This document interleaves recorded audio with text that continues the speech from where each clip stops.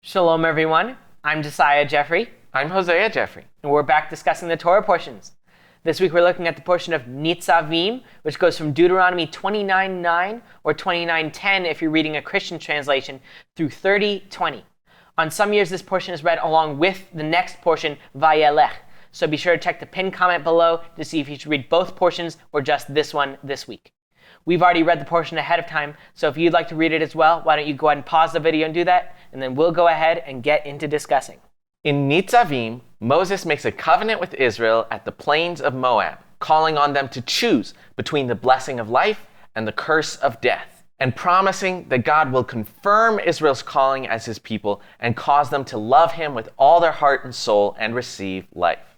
So this portion begins with Moses telling the people of Israel that he is making a covenant between God and the people of Israel here in the plains of Moab. As we discussed in the previous portion, Moses had laid out a bunch of blessings and curses for the people of Israel, depending on whether or not they'd be obedient or disobedient. And right at the end of the portion, we read that Moses was giving the words of a covenant to be made here in the plains of Moab, in addition to the covenant that was made back at Mount Sinai, all the way back in the book of Exodus. Moses says here to the people of Israel, "You stand today, all of you, before Adonai your God, your chiefs, your tribes, your elders, and your officers, even all the men of Israel, your little ones, your wives, and the sojourner who is within your camps, that you may enter into the covenant with Adonai your God, and into his oath which Adonai your God is making with you today, in order that he may establish you today as his people, and that he may be your God, just as he spoke to you, and as he swore to your fathers, to Abraham, Isaac, and Jacob." So Moses points out that the entire people of Israel is here. He's not just making this with a few of them. He's making this to everybody nationally, all the people of Israel. And he's saying that the purpose of this covenant here at Moab is to establish the people of Israel as God's people. Now, this is really interesting because the people of Israel have always been God's people. Even all the way back in the book of Exodus, God sent Moses to Pharaoh saying, "Let my people go." So even way before this, the people of Israel have been God's people. And like Moses says here, it's because of what God swore to Abraham, Isaac, and Jacob. That oath has already been around for about 500 years by this point, but here Moses is basically causing that to stand. He's really establishing that and making it so that the people of Israel are enjoining themselves to the call to be God's people. Yeah, I mean, it's very interesting here that Moses is specifically saying that this is a covenant to establish Israel as God's people, as he promised you and as he swore to your fathers. So he's saying it right there, that this covenant is to establish what was already promised. And so this shows that even though Moses is making another covenant on top of the other covenants that we've seen, its whole purpose is to confirm and build on what was already promised. That's how God's covenants work. They don't replace one another or annul one another. Rather, each covenant is meant to confirm what came before it, build on it, make it possible, and bring God's promises to fruition. Now, it's specifically worth noting that Moses clarifies that this is a covenant besides the one which he already made at Sinai. We already talked about that covenant before in Exodus, and as we talked about then, Israel being God's people was also a component of that covenant. The terms that God set for Israel at that covenant were, "Now therefore, if you will indeed obey my voice and keep my covenant, you shall be my treasured possession among all peoples, for all the earth is mine, and you shall be to me a kingdom of priests and a holy nation." So this covenant at Sinai was conditional. If you obey my voice, you will be my people. If you keep my covenant, you will be my holy nation. And the people of Israel agreed to that covenant on their part when they said, "All that Adonai has spoken, we will do." And Moses confirmed that covenant with blood. So that was a covenant that established Israel's peoplehood. But it was on the basis that they kept the covenant, that they obeyed it and listened to God's voice. God set this condition, and then the people of Israel agreed to it. But then the people of Israel broke it. But even though the people of Israel broke it, God was willing to remake that same covenant because of his promises to Abraham, Isaac, and Jacob. So the Sinai covenant was itself a confirmation of the Abrahamic covenant. But it didn't work because the people of Israel broke it. And even after God remade it, the people of Israel continued to rebel against his voice over and over and over again. In fact, Moses says here as he's making this covenant at Moab, "But to this day, Adonai has not given you a heart to understand, or eyes to see, or ears to hear." So the people of Israel were still hard. They were still not listening to God's voice and not obeying him. And so the Sinai covenant, which was, "If you keep my commands, you will be my treasured possession." The people of Israel were failing in that. They kept breaking the covenant. And we've talked about before how Moses foretold that the people of Israel would break the covenant. But God said he wouldn't break the covenant on his end. He would confirm the covenant. And so this covenant at Moab, its function by building on the previous covenants is a way of confirming the covenant at Horeb so that the people of Israel can be God's people and will indeed live up to their end of the bargain. The people of Israel will obey God's voice. They will follow his commands. They will do all that he speaks through this covenant at Moab. And Moses goes on a little bit later here to say, "Now not with you alone am I making this covenant and this oath, but both with those who stand here with us today in the presence of Adonai our God, and with those who are not with us here today." And as we just read, Moses said that the entire people of Israel was there, standing in the presence of God. So Moses here is basically saying this isn't just for this generation of Israel. This is an oath that applies to all generations of Israel forever in perpetuity. In fact, this entire covenant here at Moab is very future focused. Yes, there's the implication of current disobedience, and current obedience gets curses or blessings, but it's all in the focus of prophetic fulfillment. It's all in the context of eventually you will go astray from the Torah, and so eventually you will get these curses, but then as we're going to see here, eventually God will bring you back. Yeah, so ultimately the purpose of this covenant is to establish Israel at that moment as God's people in perpetuity. All Israelis forever are coming under this covenant, which has blessings, has curses, and yet unconditionally, the focus and future fulfillment of this covenant is that Israel is God's people. So what we read next in this portion is that Moses basically says that future disobedience from the people of Israel will bring the curses of the Torah onto the people of Israel. He starts out by talking about individual Israelis who get so prideful that even though they hear the curses in the Torah, they're like, well, I can be stubborn and it won't do anything bad. And then God will end up punishing that person and destroying that person and bringing all the curses of the Torah on that person. And Moses goes on to say that in the future, there will be a later generation to come where the entire people will be so wicked that God will bring the curses on the entire people of Israel, and God will punish them and exile them, as we covered in the last portion. And at that point, all the surrounding nations, the Gentiles, they'll say, why did God do this to this people and to this land? And they'll say it's because they forsook the God of their fathers and they went and followed other false gods. And it's for that reason that God destroyed the nation of Israel and scattered them abroad, and he struck them in his anger. So like we've already said, this whole covenant is very future focused. And so we already covered all the curses of the Torah in the last portion, and it was conditional. If you disobey, then God will do these curses. But now Moses is saying in this covenant, you will disobey, and you will get the curses of the covenant. Like we were already saying, this covenant is unconditional with the goal of confirming Israel's status as God's people. And yet, the blessings and the curses are part of this covenant, and those are conditional. If you obey God, you get the blessing. If you disobey God, you get the curse. And so this speaks to this concept of a person who hears the covenant and he thinks, I'll be safe even though I walk in the stubbornness of my heart. So this is a person who hears the covenant and he's like, oh, he's confirming that Israel's God's people, so I'm going to be safe. But he's missing the curses are part of this covenant too. Even though God is going to make this covenant with Israel and it's making Israel God's people forever, at the same time, it will result in very bad things for those who disobey God. It's like what we've talked about before about this concept of God disciplining Israel as a man disciplines his son. Discipline causes pain. It involves punishment when you stray from the right way. The goal is righteousness. The goal is making someone a better person, making them able to receive the blessing. But the discipline of the curses of the covenant has to come first.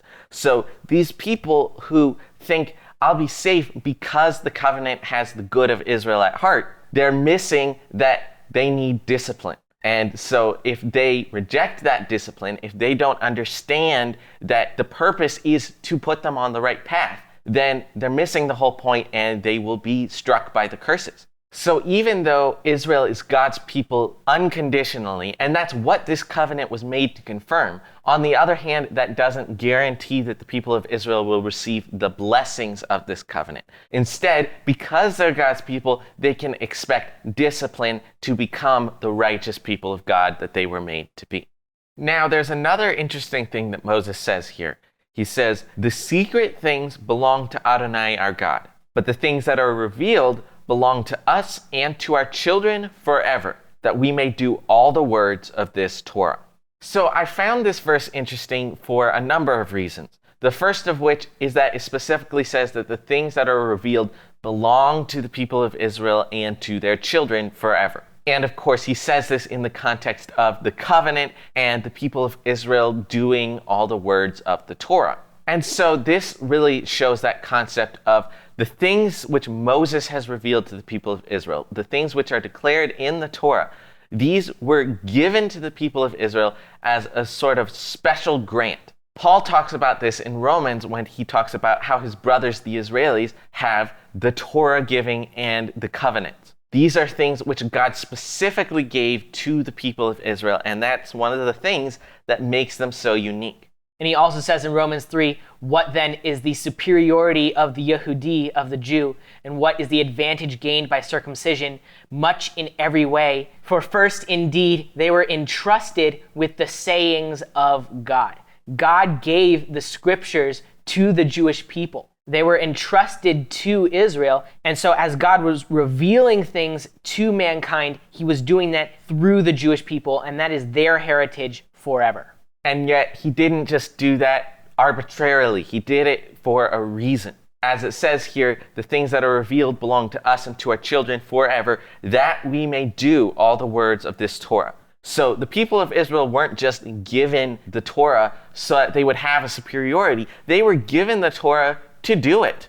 We've talked about before how the Torah is one of the ways that Israel is different from all the other nations and how that points all the nations to God. And so we also see here that this covenant here that's being made at Moab comes with this intention of certifying that the people of Israel have these commands as something that belongs to them for the purpose of doing them, for the purpose for which they were called to be God's people, of being a light to all the nations, being a holy nation, which is God's kingdom of priests and brings all the nations near to God. And then the other thing I want to talk about this verse is this concept that there are some things which God keeps hidden, and then there are some things which God reveals to us. Obviously, we don't have the mind of God. We don't know what he knows. We don't see what he sees. We don't think the way he thinks. There are some things which God has simply reserved for himself and himself alone to know, and he is glorified through that. On the other hand, there are a lot of things that he has chosen to reveal to us. And of course, this book contains that revelation. And so what God put in here for us to know, this belongs to us. We can read this and learn from this and delight in this. And most importantly, we can know what to do from it. God revealed these things so that they belong to us, so that we may do all the words. God has not given us to know everything, but what he has given us to know is what we need to do so that we know how to serve him. So when we encounter struggles, when there are things we don't know, things we want to know, we have to be content to lay it all at God's feet and say, I don't know everything. You know everything. There are some things that you haven't told me. I wish you would, but even if you don't, I'm content with that. Glory to you for the things you keep hidden. But thank you for giving me your word. Reveal to me from your word what you want me to do. And then that is all we need. We can live on that. We can live just on what God reveals to us in the scriptures on how we are to live and to serve him.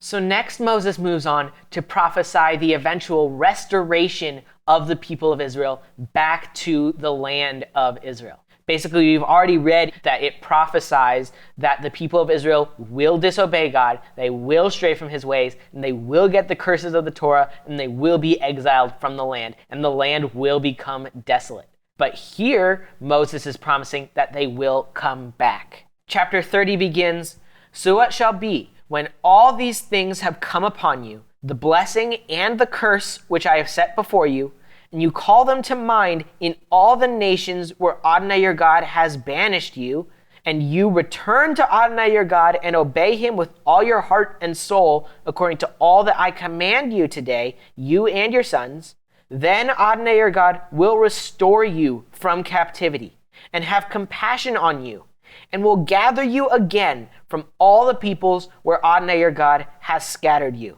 If your outcasts are at the ends of the earth, from there Adonai your God will gather you, and from there he will bring you back. Adonai your God will bring you into the land which your fathers possessed, and you shall possess it, and he will prosper you and multiply you more than your fathers." So this covenant is now prophesying that the people of Israel, as they are in exile, they will remember the blessing and the curse, and they will remember the Torah, and then they will seek after God. This is similar to something that we read in a previous Torah portion where it says, "You will seek me and you will find me if you search with all your heart." So Moses is saying that when the people of Israel are in captivity, they will seek God and they will start to obey God according to the Torah. And when that happens, God will bring all of them back to the land. Every Jew to the ends of the earth, they will be brought back to the promised land when this covenant is fully fulfilled. I'm reminded of what the prophet Jeremiah says in chapter 31 when he says, "Restrain your voice from weeping and your eyes from tears, for your work will be rewarded, declares Adonai, and they will return from the land of the enemy. I have surely heard Ephraim grieving. You have chastised me. Bring me back that I may be restored, for you are Adonai my God. For after I turned back, I repented. I was ashamed and also humiliated because I bore the reproach of my youth. Is Ephraim my dear son? Is he a delightful child? Indeed, as often as I have spoken against him, I certainly still remember him. Therefore my heart yearns for him. I will surely have mercy on him, declares Adonai. Return, O Virgin Israel, return to these your cities." So Jeremiah is prophesying about the same basic thing that Moses is prophesying about, specifically actually referring to the northern kingdom of Israel, saying that in the future, the people of Israel will repent. They will say, "I'm sorry, God, I sinned against you. Please bring me back." And God is promising, "I will bring you back. I will restore you. I'll bring back the scattered of Israel from the ends of the earth. Anywhere they are, I will bring them back." And this same promise of bringing back the people of Israel from their captivity is found all throughout the prophets. And we see that it starts all the way back here in the Torah with the prophet Moses. Moses promises that the people of Israel will repent. They will say, "I'm sorry, God, for abandoning you, and I will follow you." And then God will hear and he will have mercy and show loving kindness to the people of Israel and bring us back to our land in the land of Israel. This promise that Moses is making, that the people of Israel will one day all repent and return to God, and then God will gather them from all the nations where they've gone and bring them back to their land, this is a promise that ultimately finds its fulfillment in the Messiah, the son of David. The prophet Isaiah makes a prophecy about the Messiah when he talks about the root of Jesse, Jesse being the father of David. So he's talking about a descendant of David's house who is going to be the savior of Israel. And he says, "In that day, the root of Jesse, who shall stand as a signal for the peoples, of him shall the nations inquire, and his resting place shall be glorious. He will raise a signal for the nations and will assemble the banished of Israel and gather the dispersed of Judah from the four corners of the earth. You will say in that day, I will give thanks to you, Adonai. For though you were angry with me, your anger turned away, that you might comfort me. Behold, God is my salvation. I will trust and will not be afraid. For Adonai is my strength and my song, and he has become my salvation. So Isaiah is prophesying that when the people of Israel return to God, his anger will turn away from them, and he will comfort them. And more than that, he will become their salvation. He will give them salvation. He will give them the Son of David, Yeshua, who will gather all of the people of Israel from all the nations where they've been scattered. And more than that, he will be a signal for the peoples. Of him will the nations inquire. So like we've been talking about how Israel's job is to be God's people, to be a light to all the nations and a signal for all of them, Yeshua embodies that more than anyone else. He will be that signal to all the peoples, and he will be that signal when he brings the people back to their land, when he brings Israel back and they are following God, and God's wrath is removed from the people of Israel because they have turned from their sin and are following him with their whole hearts. And speaking of following God with all their hearts, Moses moves on to talk about how when the people of Israel are returned back to the land, that Adonai will circumcise the hearts of the people of Israel. We talked about the concept of the people of Israel needing to circumcise their hearts in a previous portion in Deuteronomy, where basically Moses was saying, yes, you're the people of Israel, you have the covenants of Abraham, but at the same time, you need to have that internally. You need to circumcise your heart and be like Abraham and walk in faith and not stubbornness. And just in the last portion, we read that God had not yet given them a heart to know or eyes to see or ears to hear. But here Moses says, moreover, Adonai your God will circumcise your heart and the heart of your descendants, to love Adonai your God with all your heart and with all your soul, so that you may live. And you shall again obey Adonai and observe all his commandments which I command you today. For Adonai will again rejoice over you for good, just as he rejoiced over your fathers, if you obey Adonai your God to keep his commandments and his statutes, which are written in this book of the Torah, if you turn to Adonai with all your heart and soul. So God is promising that when he brings back the people of Israel to the land of Israel, and he's doing that after they've repented and turned to God and started seeking his ways, when that happens, God will circumcise the hearts of the people of Israel so that they will obey him and seek him with all their heart and soul. So it's kind of a twofold thing. First, they turn to God, and when they turn to God, God will circumcise their hearts, and then they will follow God. And of course, when they're following God, then they'll get all the blessings of the Torah, and God will delight over them to do them good, as opposed to doing the curses of the Torah and bringing that upon them. So this is what we were talking about when we were saying that the entire purpose of this covenant is that Israel will follow God's commands and will be his people. It's promising that even though they will stray from God's ways, they will come back, and God will circumcise their hearts so that way they will never ever stray again, and they will live in his land forever and be his people. And this concept of circumcising their hearts once again goes back to the previous covenants, namely the covenant with Abraham, the covenant of circumcision. God had promised to Abraham that his descendants would be a nation that would be a blessing to all the families of the earth, and he gave him the mark of circumcision as a sign of that covenant. And then he gave the covenant at Sinai to bring the people of Israel into that peoplehood so that they could be that nation that was promised to Abraham. But they couldn't do it, so God is saying, I will circumcise your hearts. I will put the mark of that peoplehood, the mark of that promised nation in you, so that you will be that blessing to all the families of the earth. And so what Moses is talking about here in Deuteronomy 30, again, it ties into the new covenant, which God talks about in Jeremiah 31. We've quoted it over and over and over again throughout the Torah portions because the Torah keeps pointing to it. But the new covenant says that God will write the Torah on the hearts of the people of Israel, and they will all know him from the least of them to the greatest of them, and they will be his people, and he will be their God. So all of that about God circumcising their hearts so that they will follow his commands, that's found in Jeremiah 31, the new covenant, which of course comes through the Master Yeshua. But I also want to talk about the new covenant from the prophet Ezekiel, because he covers it from a different angle. And so Ezekiel, he actually says, "Moreover, I will give you a new heart, and I will put a new spirit within you, and I will remove the heart of stone from your flesh and give you a heart of flesh. I will put my spirit within you and cause you to walk in my statutes, and you will be careful to observe my ordinances.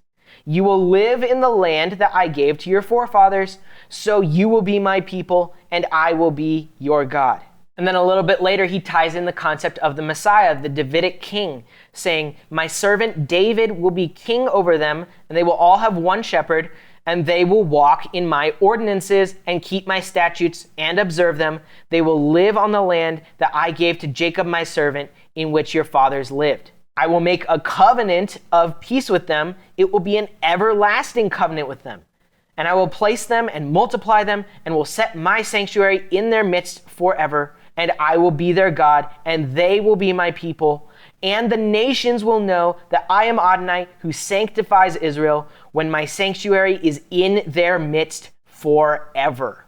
So this passage is absolutely epic, and it speaks to the concept of God giving Israel a new heart by giving them his spirit. Just like how physical circumcision is removing the foreskin from the flesh, in this case, God is removing the heart of stone from the people of Israel and giving them a new heart, a heart of flesh, and a heart which will love God and will follow his commands so that they will walk in his statutes. And this explicitly comes when the Davidic king is reigning over the people of Israel, and they're all living in the land of Israel, and they will be his people, and he will be their God. And Ezekiel even ties in that the nations, the Goyim, the Gentiles, will all know that Adonai is the God who sanctifies Israel. And so this is basically saying that when the people of Israel are brought into the new covenant and they circumcise their hearts and they all follow God and they all accept the Messiah, when that happens, that will be a light and a beacon of salvation to the ends of the earth. It's all here, and it's amazing. And it's found all the way back in the Torah. Moses goes ahead and hints at it, and he points in the direction, he points to Yeshua. All the way back in the Torah, he's pointing to the new covenant and how the Torah, yes, it gets Israel started on the road, but it's all pointing to when the new covenant is established with the people of Israel. Yeah, I mean, Moses is making this covenant here at Moab, but part of the covenant is this promise that he will make this new covenant that is talked about in Ezekiel and Jeremiah. So he's covenanting to make a covenant. And of course, like he says here, the goal is so that you will love Adonai your God with all your heart and with all your soul, that you may live. So right here, he's outlining this is the way to life for the people of Israel. They're going to have life when this happens, when God circumcises their hearts, specifically when they love Adonai their God with all their heart and all their soul, which, as he talked about in the beginning of Deuteronomy, is the bedrock of the whole Torah. That's what all of this is based on. And so Moses is saying right here, this is going to be possible only through the new covenant. The Torah is fulfilled in the new covenant. And that's what Moses is promising right here to the people of Israel. He's saying, you are entering into a covenant today that you are going to be God's people starting today, even though you already started back then. But it is established, it is forever, and it is even more set in stone starting today. And it is all going to be pointing to that day when he makes another covenant beyond this covenant. This is basically the last words of Moses. This is Moses' final task that God has given him, one last message to deliver to the people of Israel. This is the climax of the Torah. Yeah, and it's basically his last job is to make this covenant. This covenant, all the Torah has been building to, with this, the work of the Torah is finished, and yet it is pointing to something beyond it. The Torah is not an end in and of itself. The Torah has all been building to the day when God will make this covenant, when he will circumcise their hearts, remove the stone, and put in the heart of flesh, and they will all know him, and they will all love him with all that they are, and they will keep everything that was in this book, because it was all building to that day, which will come when they all turn to Yeshua. We're pumped. We're amped up. We're really amped up. We should be. Now, after Moses prophesies about the circumcision of the heart that God is going to give to the people of Israel, he moves on to discuss how the commands of the Torah that he is giving to the people of Israel, it's not too difficult for them to do. They are able to do it if they just love God. Moses says, "For this commandment which I command you today is not too difficult for you, nor is it out of reach. It is not in the heaven that you should say, 'Who will go to heaven for us to get it for us and make us hear it that we may observe it?' Nor is it beyond the sea that you should say, 'Who will cross the sea for us to get it for us and make us hear it that we may observe it?' But the word is very near you, in your mouth and in your heart, that you may observe it." So Moses is teaching something really fundamental, which is that the people of Israel don't need a middleman between them and the commandments of God. The commandments have already been given to them. That's why Moses went up the mountain at Mount Horeb, was to give them the commands. He went up there, he got them, and he brought them down. But now they have it. They don't need anyone else to go and get it for them. Moses has already given it to them. The scriptures are already right here in a book for us to read. So we don't need someone else to digest it and give it to us. But rather, the commandment is not out of reach and it's not too difficult. God is not commanding something for the people of Israel that is physically impossible to do. Israel is perfectly capable of doing this, and they are expected to do this. And so if the word is in their mouth and in their heart, then they can do it. No problem. The only question is, will they have the word in their mouth and in their heart so that they'll do it? As we've been talking about, the people of Israel need to love honor their God with all their heart and soul and mind and strength. And also how they need to be constantly repeating it to their children and remembering it in their own minds, basically having the commands with them all the time in their minds and in their hearts. So if they're actually doing that, actually speaking the commands and having the commands in their heart, then they'll be able to do the commands in their actions. But the question is, will they have a heart to actually love God and do his commands? And the answer to that question is no. We've already been talking about how Moses knows and has said right here that the people of Israel don't have the heart to listen. And they've demonstrated by their actions time and time again that they are stubborn and rebellious, and they won't do it. But the point is that they can do it if they have the heart. And yet they can only do it if they have the heart, because as we have already said, the bedrock of it is their heart, if they will love God with all their heart. So this command is simple.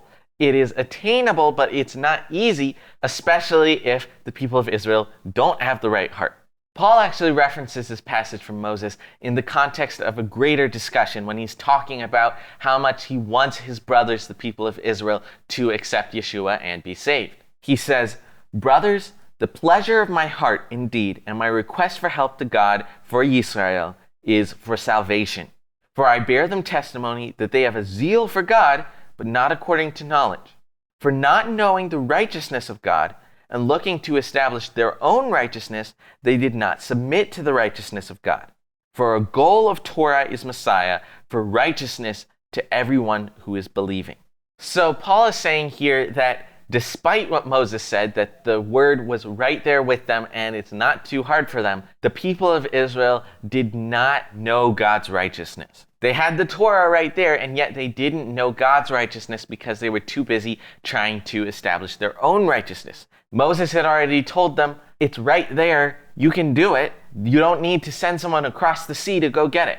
But the people of Israel were saying, I've got to get the righteousness. Even though Moses said, you don't need to get it, it's right there. And Paul is pointing out that if they submitted to that righteousness, to the Torah, instead of trying to get righteousness for themselves, if they submitted to God's righteousness, then they would find that the Torah is pointing to Messiah. Like we've just been talking about how all of it has been building to this, which points to the new covenant in Yeshua. Torah's whole purpose is embodied in pointing to Yeshua. He's the goal of it. And so if they just submit to that righteousness that's right there in the Torah, they will find it being fulfilled in Yeshua. And so Paul goes on, indeed, Moshe describes the righteousness that is of the Torah, that the man who did them will live in them. But the righteousness of faith speaks this way: you should not say in your heart, who will go up to the heaven, that is, to bring Messiah down, or who will go down to the abyss, That is, to bring up Messiah out of the dead. But what does it say? The word is near you, in your mouth and in your heart.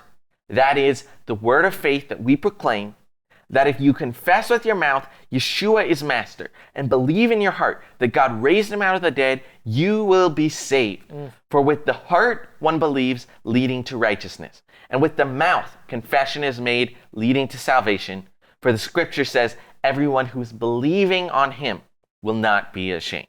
So on the one hand, you've got a different passage in which Moshe says, the man who did them will live in them, that the people of Israel need to do the commands to have life. I mean, we already talked about this earlier in this portion, how when he circumcises their hearts, then they will love Adonai with all their hearts and all their souls, that they may live. And yet, doing the Torah in and of itself isn't what gives life. Yes, the people of Israel will live if they keep the Torah, and if not, then they'll get the curses which result in death. But that only works if they have the right heart. And having the heart doesn't come from doing the Torah. That's the part that Moses says actually is the easy part, because the word is right there. They don't need to work for that. They just need to have it in their mouth and in their heart. And Paul says that comes down to faith. The word is right there with you. You just have to believe and take it. And the word is that if you confess with your mouth Yeshua is master and believe in your heart that God raised him out of the dead,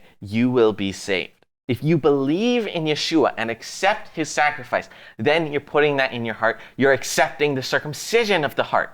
That's all you have to do, is accept it. It's not far away, because Yeshua, he went up to the heaven. He already went to God. He intercedes for us. No one else needs to do that work. We certainly don't need to do that work. Instead, he came down and brought salvation to us, and he went up, he came out of the dead so that we can be raised out of the dead to life. And so Paul says, with the heart one believes, leading to righteousness. If we believe, then the word is in our heart, and then we have righteousness. Boom, just like that. We're righteous. And that's where the man who did them will live in them ties in that if we accept that circumcision of the heart, then we will love God with all our hearts and all our souls, and we'll do everything that he commands, and we will have life. But the life comes because we believe, and that belief also leads to righteousness. So the whole Torah finds its fulfillment in faith. All the commands that Moses gave, they're completely worthless if not for faith. And yet, faith is incredibly simple. All you have to do is believe in Yeshua. The word is right there. In fact, Paul says the faith is by hearing a report, and the report is heard through a spoken word of the Messiah. The report of what Messiah did is the point at which faith can be received, because that report went everywhere. Everyone has heard it, and it's in the scriptures. Everyone can hear it if they just read it. And then if you believe that, then you can receive that word, which is everywhere, and you can receive it into your heart, and then you have the righteousness, you have the salvation, and you have the life. Just to build a little bit more on this concept that Paul is talking about, I wanted to talk a little bit more about faith and actions, going to the book of Yaakov, where he says, Avraham, our father, was he not declared righteous by actions, having brought up Yitzchak, Isaac, his son, upon the altar? Do you see that the faith was working with his actions, and by the actions the faith was perfected? And fulfilled was the scripture that is saying, and Abraham believed God, and it was credited to him to righteousness. So this verse from the Torah that says Abraham believed God and it was credited to him to righteousness, that actually happens before Abraham offered his son Isaac on the altar. The belief, the faith that made him righteous, that came first.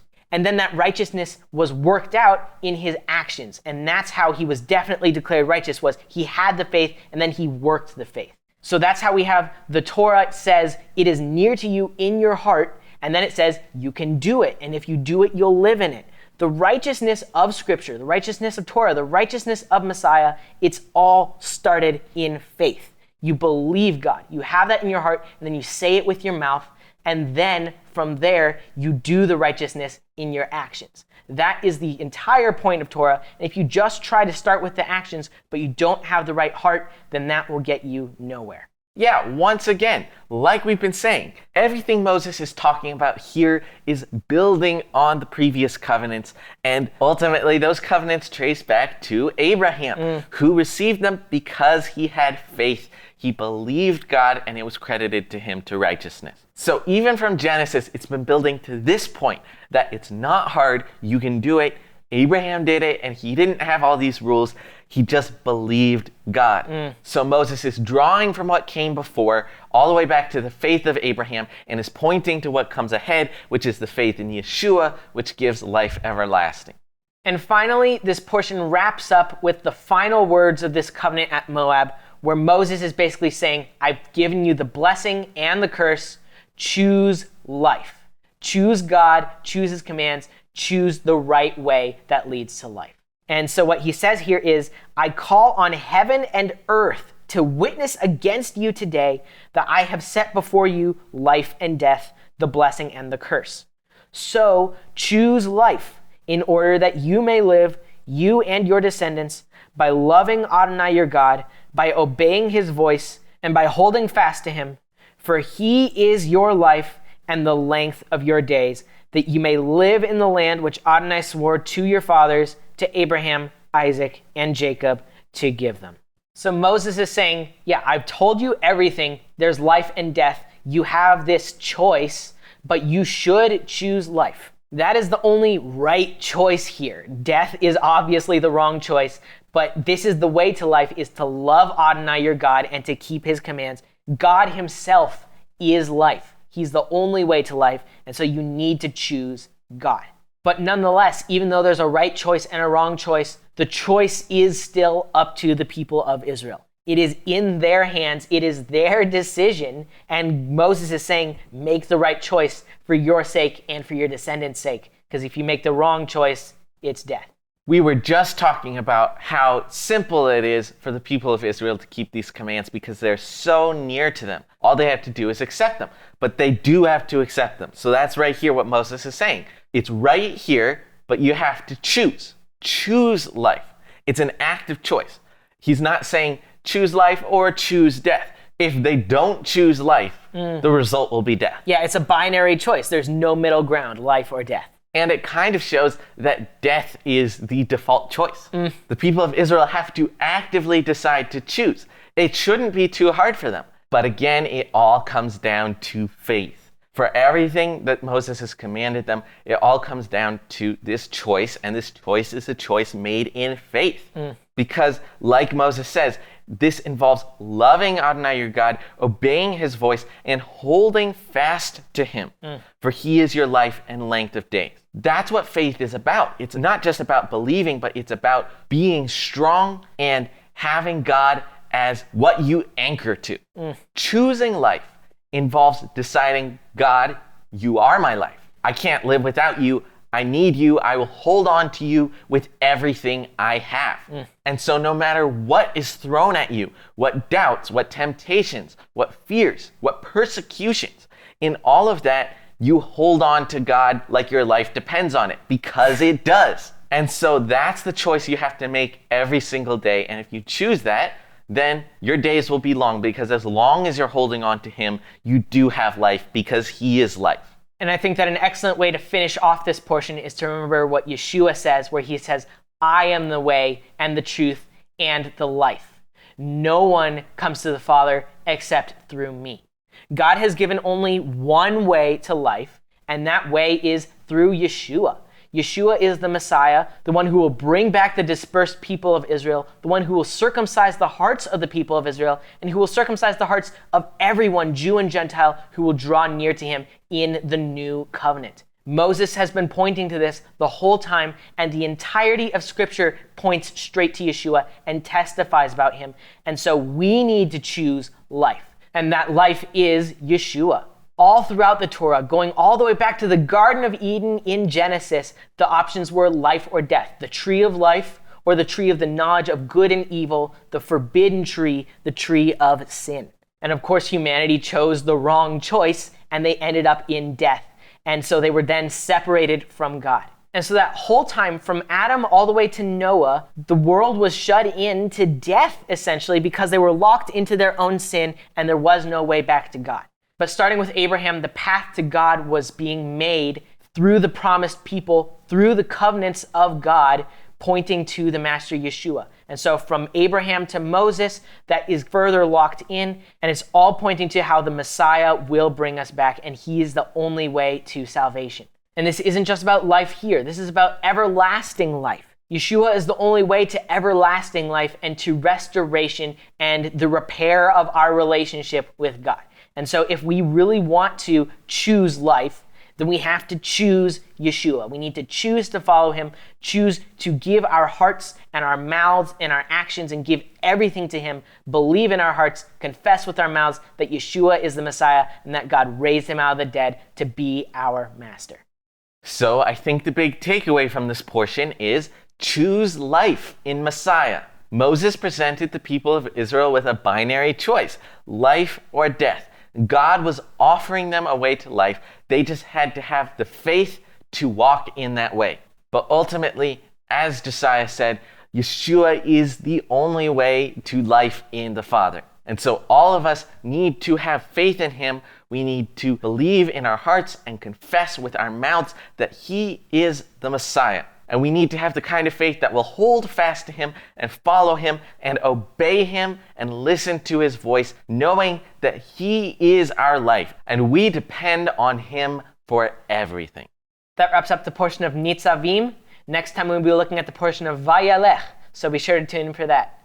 Thanks so much for watching. Be sure to like, share, comment, subscribe, and hit the notification bell to keep updated on new videos. And if you would, please consider sending us a donation to help us make more videos like these. We would really appreciate it. Thanks again for watching, and we'll see you next time. God bless.